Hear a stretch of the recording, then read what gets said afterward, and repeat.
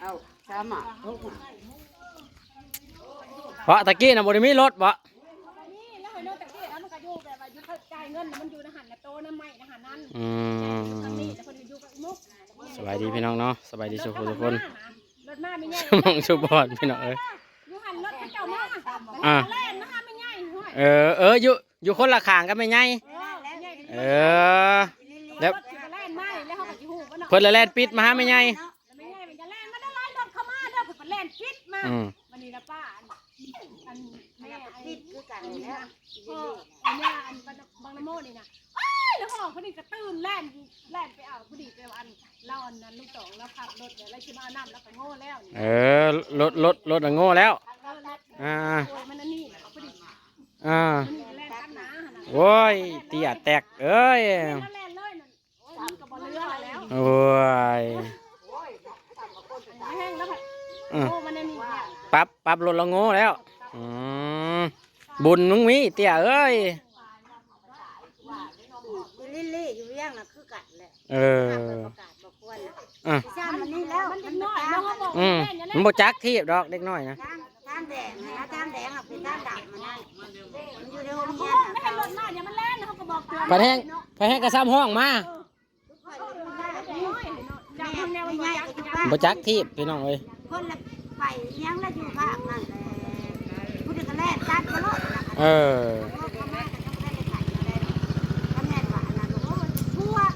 ระวังเท่าไรบ้านแม่ก็ให้พ่อก็ให้ได้นะยังมึงจะมาว่าจะแล่นตาทางอันนี้ก็ไม่ใหญ่ ตาให้เขียนเอายังให้ก็บ่เอายังให้ก็บ่เอาแล้วเขียนนี่รอได้ไปก็ว่าตามาหับประกาศบอกควรนะ ถ้าผู้ใหญ่ยังมาเขาบอก จนไปซื้ออันนี้ จักยังบอกหาแล่นกัน บ่จักที่เด้กระเท้าบ่ระวังเนี่ยบ่ได้เล็กน้อยเนาะมันจะตัดทางมันก็สิว่าบ่มีไม่ใหญ่ห้องให้กระแล่นมาหาไม่ใหญ่บ่ไม่ใหญ่ก็อยู่ข้างนี่อยู่ข่อยก็อยู่ข้างมันแล่นตัดนะโอ้ยบัดนี้ให้เขียนแล้วสิไปเอาซ่อนดอกไม้ก็บ่อยากไปแล้วเงาะก็ตามใจเพิ่นแล้วบัดนี้ก็เศร้าเองแม่มันก็ให้แล้วเนาะไม่ใหญ่เพิ่นก็ให้แล้วบ่มีแล่นตัดทางมาเพิ่นประจักมันไปยังเพื่อมันจะปลูกคือได้รถงามแท้นี่นะฮะเดี๋ยวเบิ่งได้เงินจักบาทอันนี้นะเท่าเบิ่งดูนี่โอ้ได้เงินเหรียญบาทพุ่นโดยส่งก็ส่ง100พุ่นธรรมดาได้ส่งเพิ่นนี่กระโปรงเพิ่นนี่เตี้ยแตกเอ้ยนี่คือฮุบไปฮุบมาอยู่แม่ไปใช้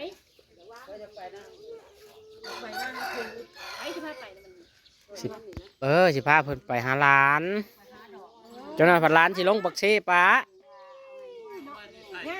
หมดคันครบได้เลยเอ้ย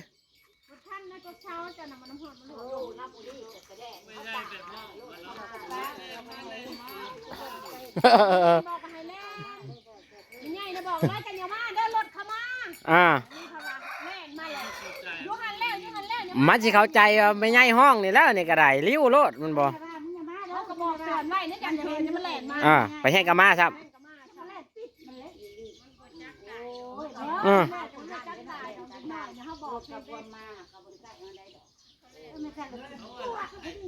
แต่ละแลนบอกไว้ได้หา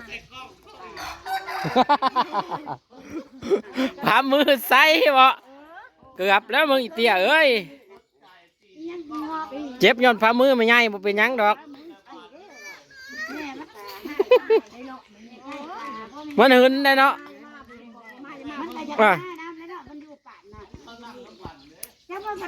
นั่งน้ำกันกับอีโมกบาดีระวังเด้ออีโมกก็คือการคือจะไปน้ำรถน้ำล่างอะไร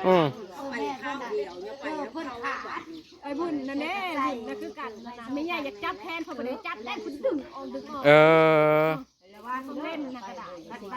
ลูกแค่รถแค่นั้นเองนี่กระดาษมันบริฟ้าเนี่ยเพิ่นน่ะบ่ให้จับโอ้ไม่ใหญ่จับมันก็ดึงออกเฮ็ดปานผู้สาวใหญ่ไรเด้อเตี้ยเอ้ยญาติรถเขาลอยเอ้ยบุญคนละลายเนี่ยพูดจะไปหึนมันเท่เกาหลีหน่อยเนี่ยมันหันแต่มันแลนปิ้นไปพอ เขามินว่ะไปนะแม่ไปกิน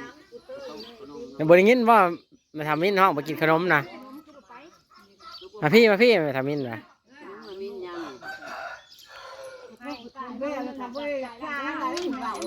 แน่ตกลางละบาทนี่ใส่ละบาทนี่ตกลางละร้อยลงไปเอา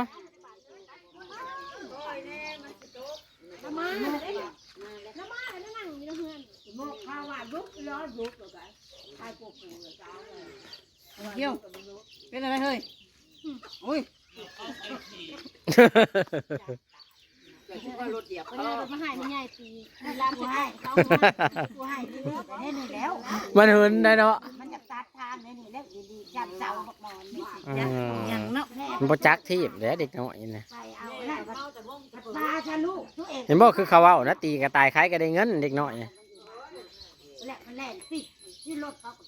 แซ่บนรกเล็กกันแล้วมันไปไหนแม่ก็ให้ อย่าไปน้องเขาเด้อบัดนี้เด้อ แบบ อย่าตีกันอันนี้ก็ได้ แม่ว่ายังงอก อันนี้รถออกแต่เฮือนเพิ่นก็จักลิฟต์ไปรถใดนักตีอันนี้ก็ได้อ่า อันนี้ตกใจแล้วเรารถกันแล่นมาเพื่อนตัดเฮียมันกับโบเต็มนั่นเลยเนาะไม่ใช่ก็คือบ้านชื่อตลาดย่าก็คือบ้านพ่อก็คือบ้านแม่บัดไปแล้วบัดไปปลามัน เพราะมึงเราไปหาเลาะส้มมันงามพระเจ้าอยู่ก็จังหวะหึง มันหลายตุกเนาะบ่ได้ขาดได้รถนะมันวุ่นอยู่ได้เจ้าเอาค่อยเอาน้ำมันฮ้อนนั่นนี่แห้งแล้วไผก็แห้งก็กินน้ำเนาะแห้งกับเปลืองไผกับไปเอาเซลล์แล้ว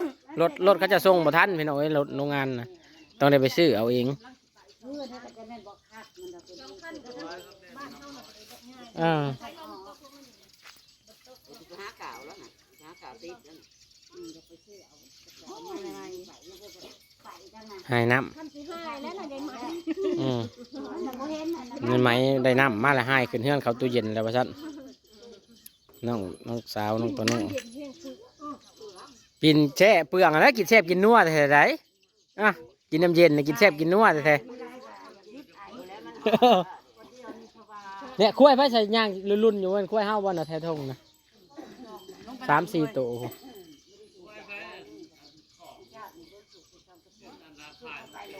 น้องใครมอนบ่แม่น้องเฮาดอกใครมันล้นที่จะวางพวก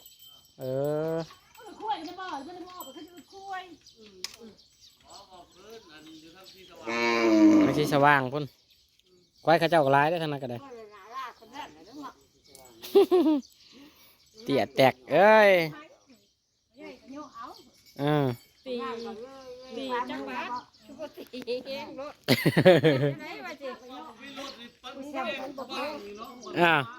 จวดมาโลด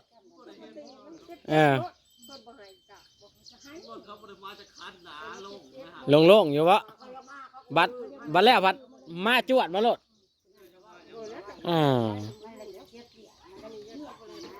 แล้วเขาจะโง่แล้วเขาจะคอยลังเหรอเด้พี่พันแรกรถกับเขาเข่ามาทั้งพี่บ่ทั้งบ้านเฮาพี่บ่เขาจะคอยลังเป็นไหนคอยลังเขาน้ำรถคอยลังเขามานี่นั่นเอาเขาประตูขามันบ่เลยคอยลังเขามาเล่นมาจากขางคุณแล้วอันนี้คุณที่คุณเล่นตัดมานะพอดีกับเราเสียหักแล้วนะเราหักรถแล้วจุดนึงกับที่มาบ้านว้าวบ่แล้วให้เราไปอยู่ในรถนะโอ้ยเดี๋ยวก็เลี้ยวเห็นแต่ว่าแม่พ่อลุงก้องมันลงมาจากรถแล้วก็สิเลี้ยวเห็นบ่จักแล้วเดี๋ยวดิ้งหน่อยเขาปัดพันป้ายบ้านบ่ต้องเอาไปเล่นนะเล่นมันพอว่าโอ้ยรถไถออกมันก็กดเคียแล้วมันจะไปนะบ่ให้มันไปสิได้บ่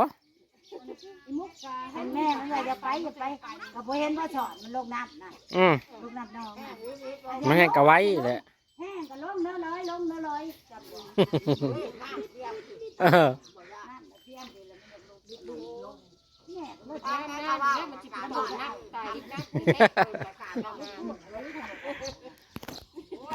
แต่น้อยลงแห้งก็ลง